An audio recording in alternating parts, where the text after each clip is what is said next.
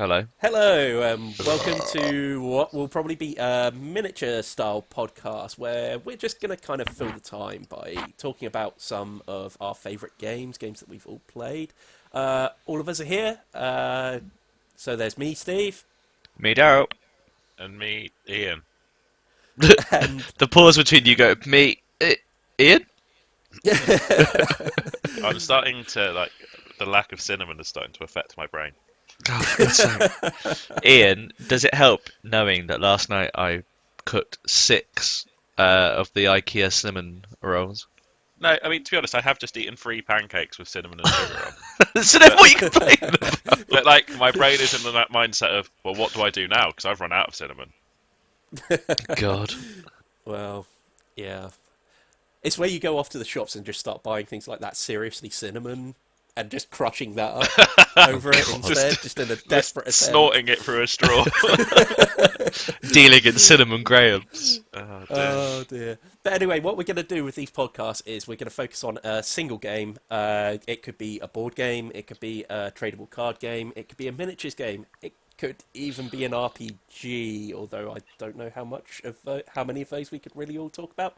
But either way, Ooh. they're going to be things that all of us have played before, and just going to give you kind of like our thoughts on them. The first one we've got is Bang. Bang. So Ooh, you did me a frighten. Ugh. So yeah, the Wild West. This is a social deduction game, which has a nice little feature to it where you measure distance by where you're sat around the table. Mm. So I can't think of another game that really uses it quite like Bang. So the idea is you all have roles. So you could be a sheriff, you could be an outlaw, you could be a renegade. Is it a renegade? Hang on, I've Yeah, got it this. is, isn't it? I'm pretty sure it's a Uh, renegade. I don't know why I'm. Yeah, it is a renegade. yeah, I yeah. don't know why I was doubting myself.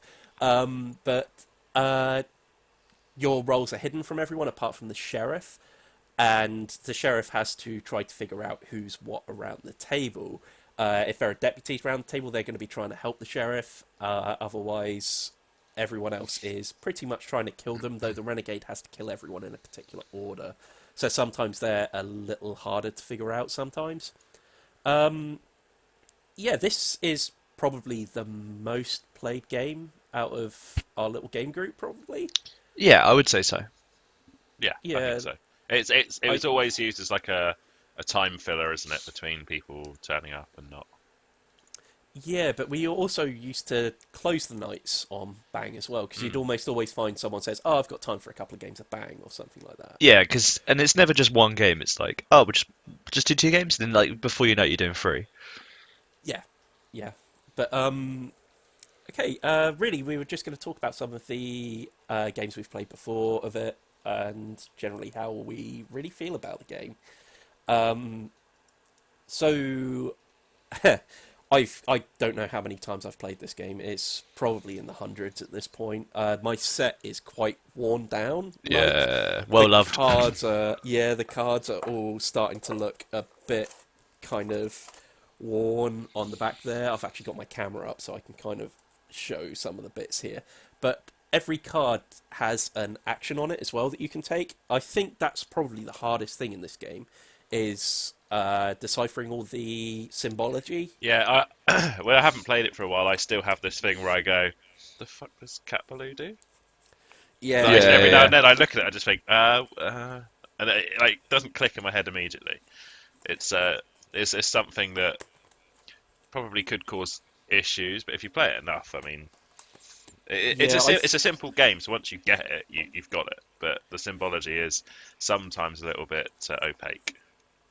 I think there's a couple of cards which are quite similar. Like you've got Cat Baloo, and then there's another one as well. I've forgotten what it was called now. Essentially, there's one that allows you to take a card from another person. Yeah, so this is Whereas, the one that used to confuse me. Is Cat Baloo is discarding another person's card, right? yes, that's right. Yeah, and It then can be from their hand, or it could be a card that they've currently got out in front of them. Um, However, like I say, I don't think you can get rid of another person's gun. Mm. I think the guns on. It's the panic one. yeah, So yeah, you've got the panic one, which can only ever be used at a distance of one. So again, this is the whole thing I was talking about.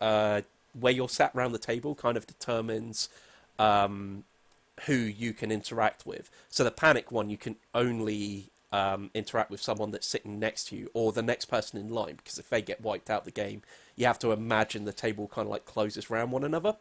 Whereas Cat Baloo can be done anywhere, and you can just get rid of any card you want, apart from maybe a gun, I think. Yeah. But straight away, if you don't know who one another's roles are, people sometimes start acting out of spite.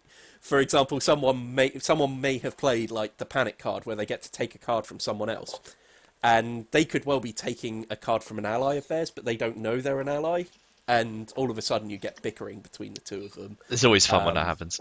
Yeah. Oh, yeah. I think that's a lot of the fun of Bang. Got some real salt. Oh, God, Yes. there has been some real salt I in think- games of Bang before. It's another thing when you play with people that are quite happy to watch the world burn.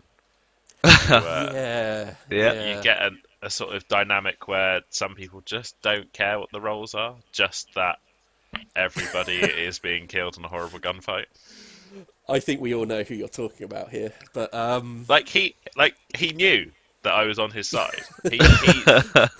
This is what frustrates me about this: is that he knew that I was with him, and yet he chose to kill me.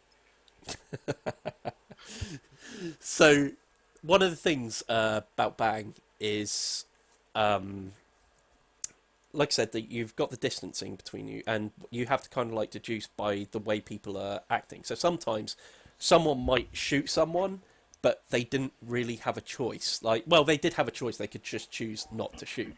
But if you've got a gun that only has a distance of 1, you can only shoot someone that's sitting next to you. If it's 2 places to the left and right of you. This has led to a couple of funny instances in games of Bang. For example, I've seen this a number of times now, where the sheriff feels like they want to get aggressive straight away. So they've had a volcanic pistol, which is, if you get a volcanic pistol in this game, it allows you to play as many Bang cards that allow you to shoot someone as you want in a turn, because usually you can only shoot once per turn. I think there's a character as well that just can shoot any gun as many times as he wants in a turn, as long as you've got a number of cards that just say Bang on them. And the sheriff can end up loading their volcanic pistol into the person to their left on the very first turn of the game, and they were his deputy. That's happened That's happened to me already. as the deputy. Like, I can tell you that. Yeah, it's very frustrating. It's also happened to me. I've been wiped out a game before I can even play, and I've been wiped out by my own ally. Yeah. Yeah. One of the biggest criticism at this game that's usually levelled is the idea that you can be eliminated early, and sometimes the games can last up to about half an hour. So, like I say, player elimination can become a bit of a problem in this game. I think it wouldn't be the same game without it. Yeah, I think the games are so quick that shouldn't go down as a huge negative.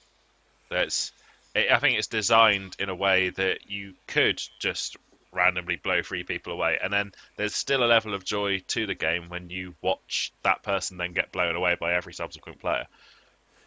Yeah. Yeah, it's true. I think it's the fact as well. Like sometimes there's been some, like you say, been some moments where you kind of know someone's gunning for you, and then it turns out you are their deputy, and you're just like, dude, come on. Yeah. Like Yeah. you're basically alone now with essentially 4 a renegade and 4 outlaws, and you're just like, great, Yeah. good But one. I always think back to the game that Ben played when he first played it. So I think that was one of the examples I was going to use as well. I in rocked this, up but- quite late to a game session. You guys were already playing Bang, so I joined Ben because he had never played it before. He wasn't sure how to play, and it became quickly evident that I did not need to help him. He had you guys wrapped around his finger, and it was brilliant.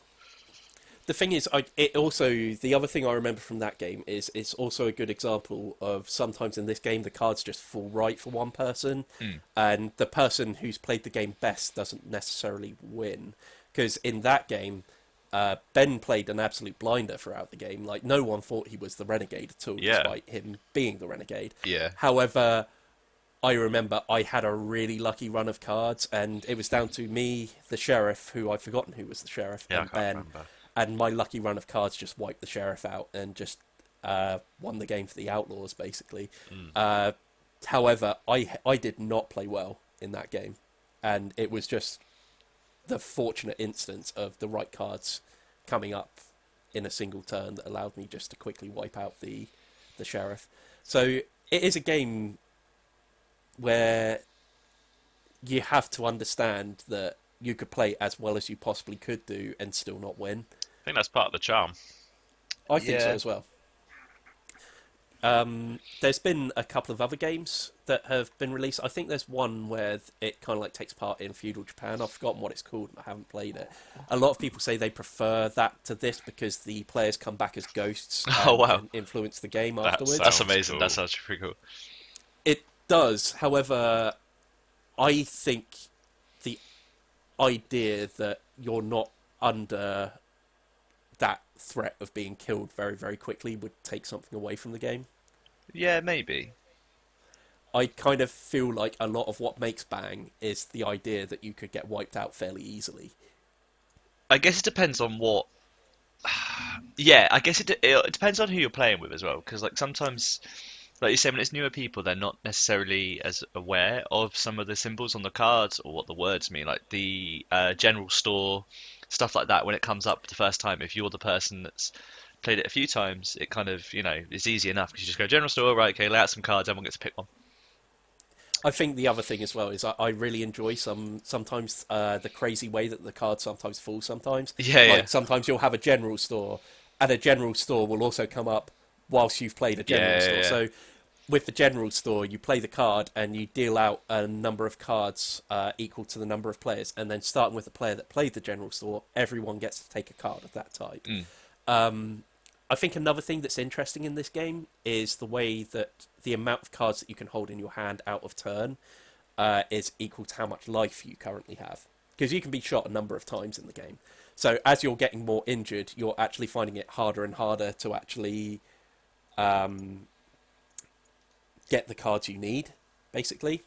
So you always draw 2 cards unless your character has a special ability at the beginning of your turn. Yeah. So if you only had 2 life left and you have 2 cards in your hand, it means you've got 4 cards to play around with on your turn. Losing 1 more life and all of a sudden you find 3 cards is a whole lot harder to work with than 4 cards. So the beer which heals you, Oh yeah, I forgot about it a bit. that's they're kind of it's weird. You have a lot of decisions to make over the course of the game. Like the beer is vital, and you often want to keep that card in your hand. But by the same token, you're always worried that someone will get a panic card, take your beer. That's And your last then, line of defense is then gone, isn't it? yeah, exactly. So sometimes you think, oh, I might be better off actually getting rid of the beer because such and such next to me is about to die, and I don't want to give them the chance to heal up again. So there are things like that as well in the game. I think there is actually a level of strategy to this game, despite it being very random. And like I said, the best person doesn't always win the game. Yeah, There yeah. is still quite a lot to think about, and there's things you can do to increase your chances in the game. But yeah, I love this game. I think it's brilliant. I think we have overplayed it a bit. Yeah, I would say probably, but there's still stuff that kind of makes it I don't know, just like some things happen that make you just laugh your head off sometimes. It makes it just as enjoyable as it ever has been. Yes. Especially if you figured out what's going on and you're dead, for example, and the players haven't figured out what's going on, and they're just you can tell they're beansing the game, Yeah. and it's Yeah. so funny and also frustrating to watch I- as someone goes, "Well, I don't trust you," and they're like, "Well, why don't you trust me?" It's like, because of what you did then. It's Yeah. like, "Yeah, I did that because of this," and they go, "No, bang," and that person's dead, and you can see how cross they've just made the other person. I think that's one of the things about this game as well. It's fun to see people get frustrated and angry, but not in a particularly vicious way. Yeah. And that's what this game does. You're forever like. I think everyone raises their voice at one point during a game of Bang. Yeah, yeah. Like, definitely. everyone at some point says, "This is clearly this. Why are you doing this?" Yeah, Without fail, everyone does that at some point. It's yeah. and that always makes games funnier. I think Um, there's the thing that always makes me laugh is the barrels and the horses. I Oh don't know what god, it yeah. is, but the yes, horse barrel system is so good. So like obviously Horse barrel combo. they're fantastic. So isn't it horse you're further away from someone with that card, Yeah. and then the yes, barrel allows you to discard that to like get a miss or whatever. And I just love the fact that yeah, you're yeah. using the horse to be further away, and then you're riding a barrel. I like the Like, idea that you've got the barrel on your head and then you're on the horse. And or the horse is inside a barrel with like the horse is like the barrel's rolling and the horse is running on the barrel to make it roll forwards and you're on the horse. Or you're easily. in the barrel and the barrel's rolling and the horse is rolling it onwards. Oh my The way I god. always pictured it was someone just strapping the barrel to them, so it just basically looks like they're really fat, just riding this horse, but Oh my god. struggling to hold on to the reins and stuff. Yeah, it's had a lot of expansions to it, and within our game group, we've only ever played one, which is the Gold Rush expansion, which we stopped playing after about 2 games, I think.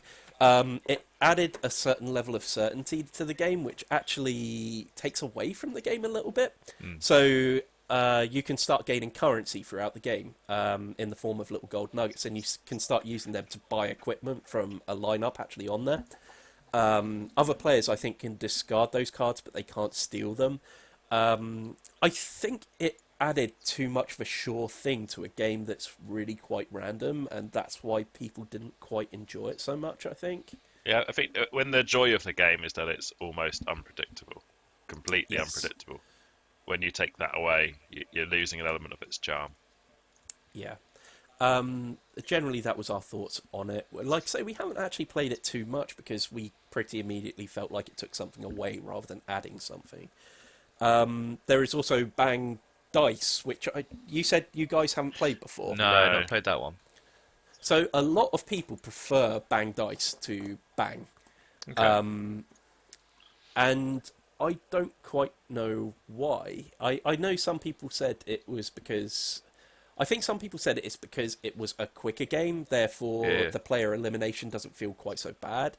The game's pretty quick anyway, though. Sometimes games can take up to about half an hour, but to be honest, in those games of Bang where you've got a table of 8 people sat round and 2 people just cannot finish one another off, I find those games thrilling. Like, Yeah. I really like watching those things where someone is just relentlessly shooting the other one, but they seem to have an endless supply of miss cards. Yeah, or Yeah. they're jumping in and out of a barrel. Or... Yeah, yeah, I love watching that because it's happened on a couple of occasions before, definitely, where it's gotten down to the last 2, and that final encounter has lasted ages. I just find that it's an entertaining game to watch, Yeah, I think that's whereas that. Maybe that's why when in my head I'm thinking it's quite a short game. Maybe it's not, but you're almost still involved because it's so fun to watch once you're out. yeah, yeah, but Bang Dice, I don't quite get that same thing for. It kind of feels like when someone's got hidden information and they're playing cards and stuff like that, it's a little different to watching someone roll some dice and seeing Yeah. what happens. Because the general idea in Bang Dice is you roll a number of dice. Some of them will have shoot someone one space away. Some will say shoot someone 2 spaces away. Okay. You have to use those dice as well. So if you get 2 re-rolls, so you roll your dice, you see which ones you want to keep, you can take the rest and roll them again. You can use your beer as well to heal other people around the board, so you don't have to use them to heal yourself. So they can somewhat be used to almost bribe someone almost, Yeah. or try to get them on your side. There are also arrows in it that accumulate over the course of the game, and when all the arrows have been passed out, because there are little tokens for it, everyone who still has arrows in front of them take damage. So there's a few little things like that. I mean, I still think Bang Dice is a really neat game.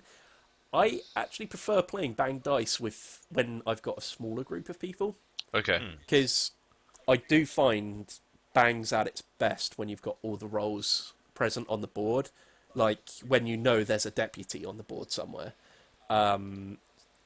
because in smaller numbers, you're only playing with a sheriff, the outlaws, and the renegade, and I don't find them quite as entertaining. No, I'd agree with that. I think having larger The more representation on the board, manic confusion, the better, yeah, ideally. exactly, and that's why I almost would argue Bang is better with lots of players. Bang Dice is better with fewer players. Though I know there's a lot of people out there that will disagree with that. In terms of other games available on the market that are a bit similar to Bang, there's not an awful lot that really captures the spirit of Bang. Like we were talking beforehand and brought up Secrets, but I don't think Secrets is that similar to Bang. However, I do have a game that I haven't quite played yet called Human Punishment. The Kickstarter for this finished last year, and everyone got their copies last year. However, it's just gotten a retail release this year. So if ever we get out of quarantine, we might give this a go sometime. But for the meantime, we really can't. But I've learnt the game, and it's really interesting because at the beginning of your turn, there are usually a layout of weapons at the front of the board, and you can choose to take one and aim it at someone. And when it comes round to your turn again, you can either choose to pull the trigger and inflict a wound on that person, and I think everyone had 2 wounds, I think, or you can intimidate them to reveal one of their 2 roles that are in front of them, their 2 identities. So what's interesting about Human Punishment is there are 3 factions. You've got the outlaws, you've got the humans, and you've got the machines. You will have 2 of those cards in front of you, and whichever one has the majority, that's the faction you're actually siding with. So you could flip one of someone's roll cards, and it says human. It doesn't guarantee they're actually on the human side. So it's a really interesting game. I'm really looking forward to playing it because it's got a lot of things in common with Bang, because also you have cards that allow you to do things like disarm someone else. If someone's got a gun and they're pointing it at you, you can force them to point it at someone else or possibly even discard the weapon altogether. There's also a third card that everyone has in front of them, which is their ID. The ID could completely change what their 2 roll cards do to the side of them. I mean, you could end up being a machine character that's a human sympathizer if you've got the 2 cards which are human. I know that if the cards are tied, it then adjusts to outlaw. Honestly, I really love the sound of this game. You can play it with 4 people, I think, is the minimum. Yeah, 4 people is the minimum for that. So That does sound pretty cool, actually. yeah, yeah, like it certainly sounds like they've taken Bang and have kind of said, okay, how can we change this and make our own unique experience with it? And it certainly sounds like they're on the right path with that. Apart from that, is there anything else you guys want to add? Um, oh, there was that one game that I remember between me and you, Steve. I think it was quite early on, actually. I think it might be my second game, and it was just towards the end. I can't remember who else was playing with us, but towards the end, it was literally just me and you passing Dynamite back and forth, and Oh it got yeah. Oh, we haven't even brought up the Dynamite. Forgot no, about God. and it got really tense because we were just like everyone was waiting to see who was going to blow up, but we just kept somehow surviving and passing the Dynamite on. So the Dynamite, just so you know, is a special card that once you've taken your turn, if you've survived the Dynamite on your turn by drawing the top card off the deck, and if the suit matches a certain thing, I've forgotten whether it's a number or whether it's a certain I suit, think it was a or suit, wasn't it? Oh no, was it? It might be a it, number actually. it might have been a number. I can't entirely remember. You then, as long as it doesn't match that, you pass the Dynamite on to the next person, and it keeps going round the table until it blows up. When it blows up, I think it inflicts 3 wounds on someone. Yeah, Either way, usually if the Dynamite blows up on you, you're usually dead. We have a kind of like an agreement whenever we play Bang that if you have the Dynamite in your hand, you play it. Um, I think we've actually had people get booed around the table when they've discarded a Dynamite card before, because it's one of the most fun things about this game. it is I mean, ridiculous. it is what a loser would do. Yeah, yeah. The thing is, you start off by putting the dynamite on yourself, so it's a risk straight away Yeah, because on your next turn you're going to have to roll for the dynamite before you pass it on to the next person. So there's a risk you put this dynamite in front of you and it just automatically blows up on you. But it's one of those things, like you, Ian, said earlier, the more chaos there is in this game, the better it is. And the dynamite is the pure embodiment of that, I think. yeah, 100%. It's the most fun thing in the game. Um, Anything else? Any other stories you can think of, like from where we've played Bang, that Um, you guys want to share? I think that's my most favourite one. I'm trying to think if there's any others actually. I know it was a big moment when, for the first time, someone won as the Renegade, because the Renegade It's card, if hard. you happen to take that Mm. role, there's only one of them in the deck as well. You have to be the last person standing. So, because of the way the game works, where the outlaws just have to kill the sheriff, the Renegade has to ensure that the outlaws die before the sheriff. Now, they also have to balance that with the idea that if there are deputies on the table, you don't want the outlaws to die too quickly and have the sheriff have an outlaw so that they can gang up on you. Although sometimes you can use it to your advantage. Like, if you're really good at the game, you can convince the sheriff that you're a deputy when in fact you're the renegade and get the sheriff to shoot his own deputy. We've certainly had that a few times as well, which is Yes, amazing. It's fantastic when that happens. So, that's definitely happened when I've been the sheriff. yeah. I've just blown my But own deputy away because I've been convinced that someone else is more helpful. yeah, but I mean, that's again something that's great about this game. Generally, it feels like a big deal when the renegade wins. Mm. So yeah.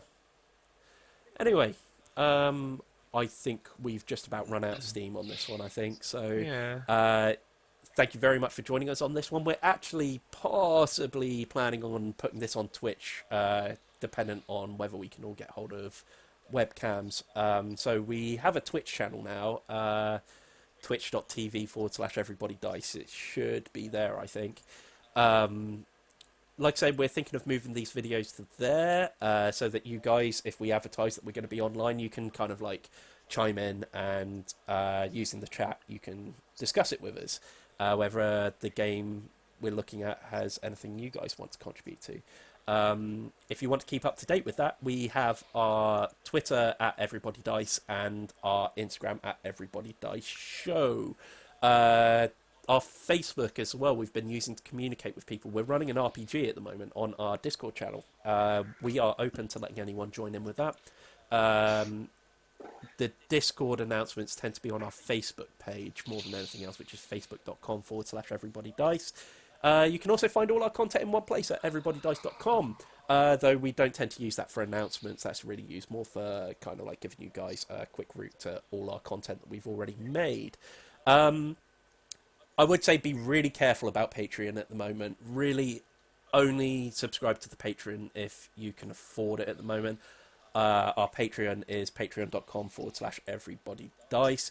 But please be careful and only subscribe to that if you're sure you are safe at the moment. But we prioritise our wrestling RPG with our Subscriptors. patrons. Thank you. Yes, so apart from that, I think we're about done here. So, yeah, keep an eye out for another one of these. It may be on YouTube again. It may possibly first start on Twitch. Then we'll try and get them over to YouTube as well. So, yeah, there should be some videos here, this side. Click those and share the links. Like, comment, subscribe, and everyone stay safe. Bye, everyone. Bye, everyone. Goodbye, everyone.